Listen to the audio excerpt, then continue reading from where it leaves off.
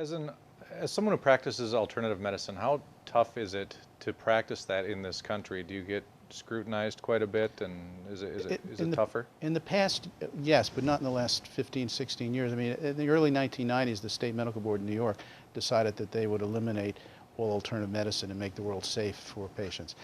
And they sent an oncologist into my office, Julian Hyman, who was semi-retired at that point. He was on in the Columbia system.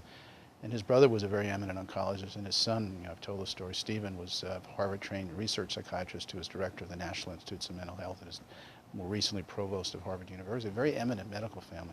And he comes into my office a total skeptic, ends a year later after going through hundreds of my records. He was required by the medical board to watch over me for a year. Wrote an affidavit in which he said he saw miracles in my practice, became a good friend. In fact, he's now 85 years old. This is like 20 years ago. We're going to have dinner soon, my wife and I. We've kept up a good friendship. And ever since then, I've never been hassled. I mean, in the early 90s, there was, all alternative doctors in New York were under scrutiny, but it's changed. Mm-hmm. I also think the New York State Board, where I reside, has been very kind of low-keyed. You know, if you do something wrong, like cut off the wrong leg or, use some illegal drug, they're going to go after you. But they haven't bothered me at all ever since I had that experience with Dr. Hyman.